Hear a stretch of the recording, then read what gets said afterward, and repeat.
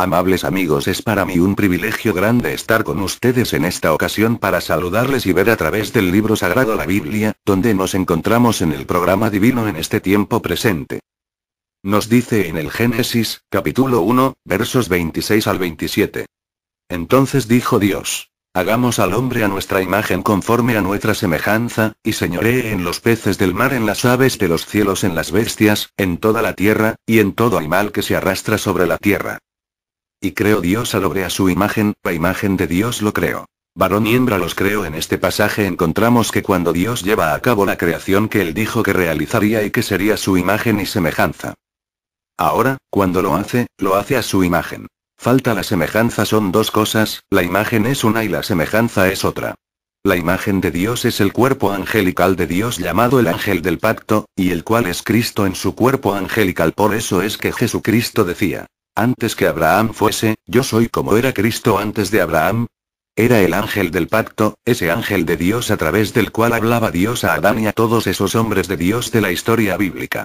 Por esa causa es que siempre que aparecía el ángel de Dios, los que lo veían decían: hemos visto a Dios cara a cara. Es que ese es el cuerpo angelical de Dios, es Cristo en su cuerpo angelical, llamado el ángel del pacto, y también en San Juan, capítulo 1 versos 1 en adelante, llamado el verbo que era con Dios y era Dios, a través del cual Dios creó todas las cosas. Y luego se hizo carne y habitó en medio de nosotros, en medio de los seres humanos, y fue conocido por el nombre de Jesús o Yeshua, el cual se crió como un niño, y luego un joven, y luego un adulto, judío, hebreo, circuncidado al octavo día, guardador de la ley, asistía a la sinagoga los sábados, y también se levantaba a leer en la sinagoga. También iba a Jerusalén con José y María para la celebración de la Pascua allá en Jerusalén. Ahora, Dios dice: hagamos al hombre a nuestra imagen, conforme a nuestra semejanza. Ya hemos visto lo que es la imagen de Dios. Es el cuerpo angelical de Dios llamado el ángel del pacto.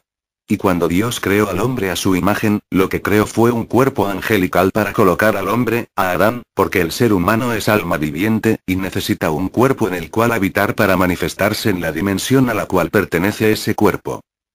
Siendo que el cuerpo angelical pertenece a la dimensión de los ángeles, pues en esa dimensión un cuerpo angelical, pero luego más adelante Dios le hace la semejanza física, y lo encontramos aquí en el capítulo 2 del Génesis, verso 7, donde dice: entonces Jehová Dios formó al hombre del polvo de la tierra, y sopló en su nariz aliento de vida, y fue el hombre un ser viviente. Y ahí es donde el ser humano, Adán, aparece en carne en este planeta Tierra, pero antes estaba en su cuerpo angelical, aparecía en forma de luz, en diferentes ocasiones guiaba a las aves, los peces y los animales, como guiaba a Dios, por medio del ángel del pacto a su pueblo Israel por el desierto, en donde encontramos a través de la historia bíblica que de día era nube que los protegía del sol y de noche era una columna o nube de fuego que les alumbraba el camino. Es que Dios hace a sus ángeles espíritus, y a sus ministros llama de fuego.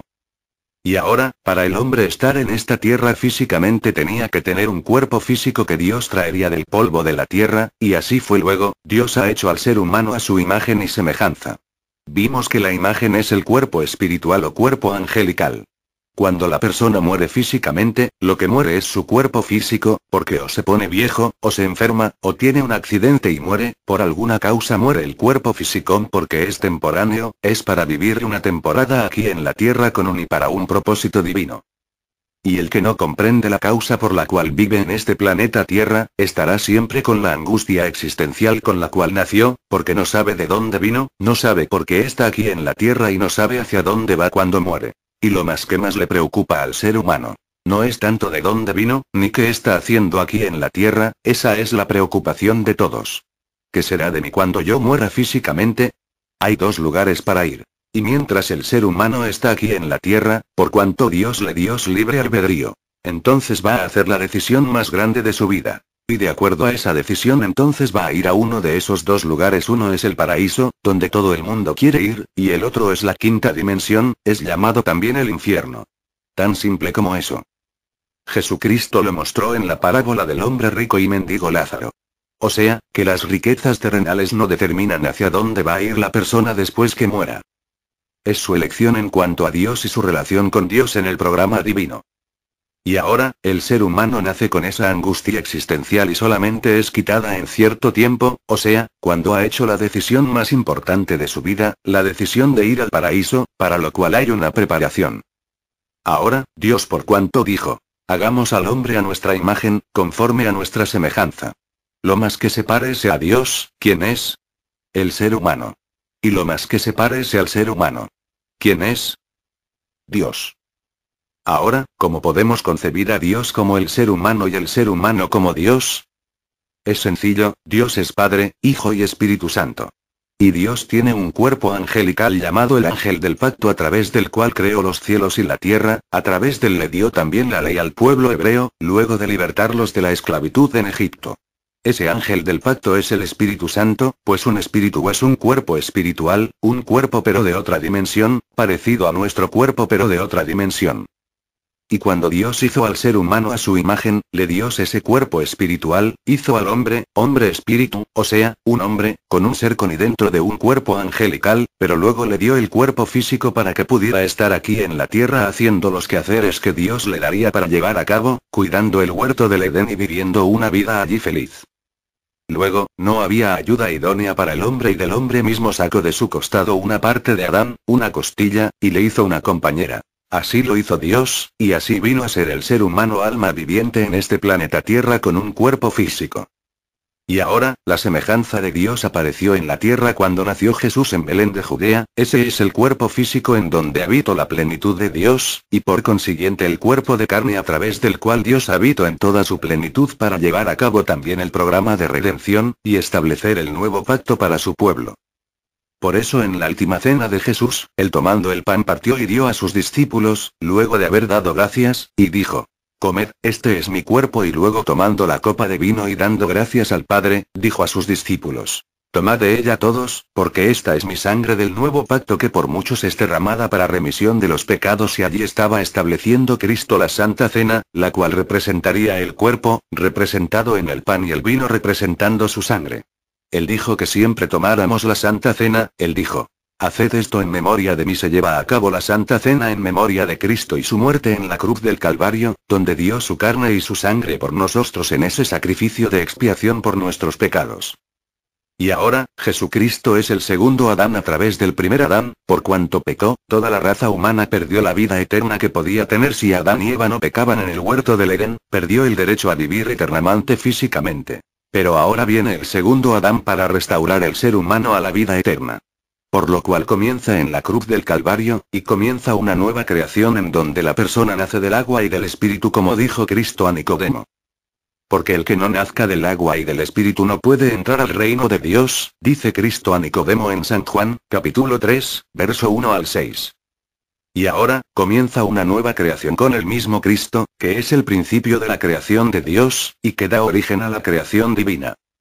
Y ahora, va a crear una nueva raza humana con vida eterna a imagen y semejanza de Dios. Y por cuanto la imagen y semejanza de Dios es Cristo en su cuerpo angelical y en su cuerpo físico, primero tuvo el cuerpo angelical y después el cuerpo físico que nació en Belén de Judea a través de la Virgen María, cuerpo que murió, pero que resucitó glorificado y joven para toda la eternidad. Y está tan joven como cuando subió al cielo, y lo vamos a ver. Él va a establecer su reino en la tierra.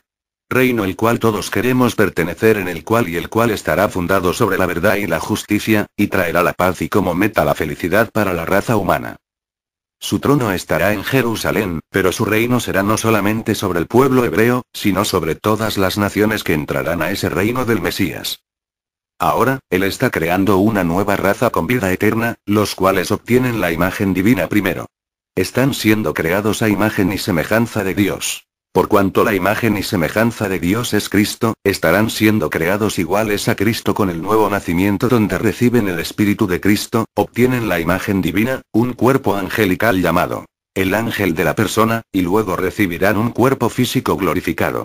Si murieron, resucitarán en cuerpo eternos y glorificados, y jóvenes para toda la eternidad.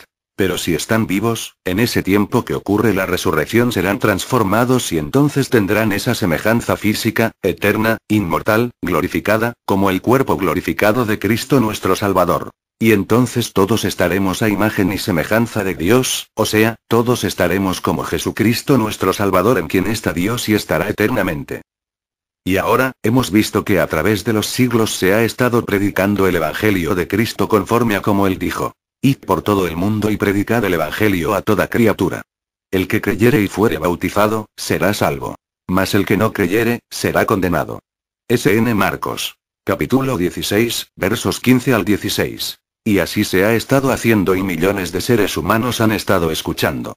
Y recuerden que dice el mismo Cristo que el que es de Dios oye la voz de Dios, el Evangelio de Cristo, y dice: mis ovejas oyen mi voz, y me siguen, y yo las conozco. Y yo les doy vida eterna. La única forma de obtener la vida eterna es a través de Cristo, recibiéndolo como único y suficiente Salvador al escuchar la predicación del Evangelio de Cristo, y así se entra al programa divino. Luego de ser bautizados en agua en su nombre se recibe el Espíritu de Cristo, se obtiene el nuevo nacimiento. Y si muere, la persona será resucitada en el día postrero, pues Cristo mismo lo prometió en San Juan, capítulo 6, versos 39 al 40. Y esta es la voluntad del que me envió, que todo aquel que ve al Hijo, y cree en él, tenga vida eterna. Y yo le resucitaré en el día postrero. Esa es una promesa de Cristo. Y ahora, en el programa divino, los creyentes en Cristo ya nacidos de nuevo, han obtenido la imagen de Dios, han obtenido el cuerpo angelical, pero ahora les falta el cuerpo físico, glorificado, la semejanza física de Dios. Y la semejanza física de Dios es Cristo en su cuerpo físico, glorificado, el cual es eterno ese cuerpo y el cual es joven para toda la eternidad. Un cuerpo así es el que nosotros necesitamos, y esa es la semejanza física de Dios, y así será la semejanza física que Dios le va a dar a todos los creyentes en Cristo. ¿Y ahora, cuándo será eso? Cuando se complete la iglesia del Señor Jesucristo en el día postrero, porque será en el día postrero en que Cristo resucitará a los muertos creyentes en Él, pues es en ese tiempo en que Él llevará esa resurrección y la transformación de los que estén en ese tiempo. ¿Y ahora, dónde nos encontramos ya que Él dijo que será en el día postrero? ¿Qué son los días postreros? ¿Y qué es o cuál es el día postrero? En los días de Jesús se estaba viviendo en los días postreros ya, en Hebreos, capítulo 1, versos 1 al 3, dice: Dios, habiendo hablado muchas veces y de muchas maneras en otro tiempo a los padres por los profetas, en estos postreros días nos ha hablado por el Hijo, a quien constituyó heredero de todo, y por quien asimismo hizo el universo. Ven. El heredero de todo, de toda la creación es Jesucristo, y por medio de Jesucristo fue que Dios creó todas las cosas, hizo todas las cosas. Y ahora, los días postreros comenzaron en el tiempo de Jesús cuando tenía de 3 a 7 años de edad. ¿Y qué son entonces los días postreros?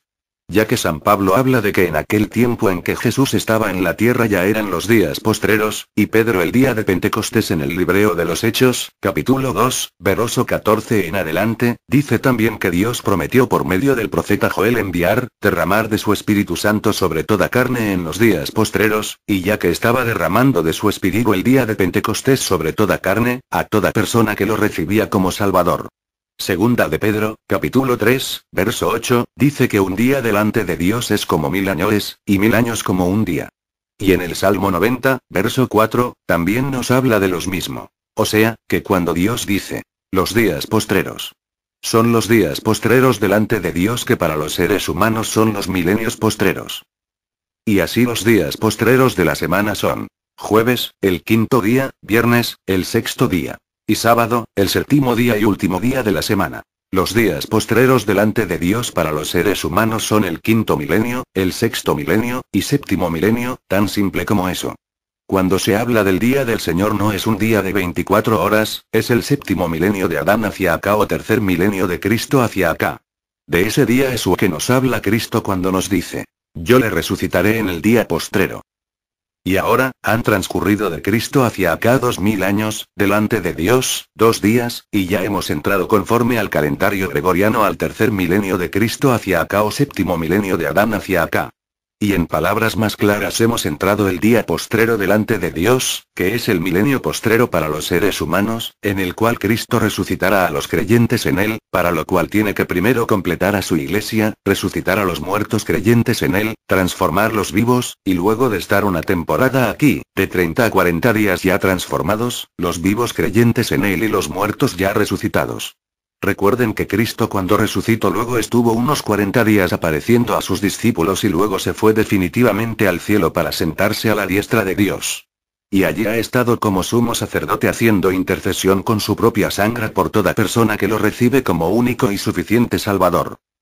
Es para el día postrero en que los humanos creyentes en Cristo, hayan partido o estén vivos, recibirán la semejanza física de Dios, la semejanza de Dios, o sea, un cuerpo eterno, joven, glorificado, como el cuerpo glorificado de Dios, que es el cuerpo de Jesucristo que está glorificado. Y así el ser humano tendrá la imagen y semejanza de Dios, y será como Dios, como Jesucristo. Tendrá un cuerpo angelical eterno también como Dios lo tiene, porque la imagen de Dios es el cuerpo angelical de Dios, el ángel del pacto, Jesucristo en su cuerpo angelical, y la semejanza física de Dios es el cuerpo físico de Jesucristo, tan simple como eso.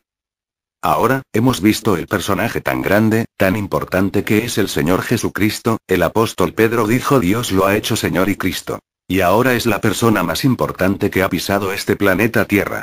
Recibirlo como Salvador es el privilegio más grande que tiene una persona y es lo que le da la oportunidad de entrar al reino de Dios, entrar al programa de redención. Entrar por consiguiente a la vida eterna. No hay otra forma de entrar a la vida eterna, no hay otra forma de recibir la vida eterna.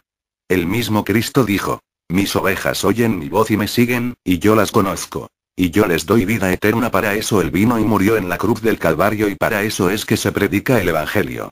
Por esa causa Cristo, el Espíritu Santo, en medio de su iglesia ha estado hablando por medio de diferentes mensajeros y ha estado llamando sus ovejas.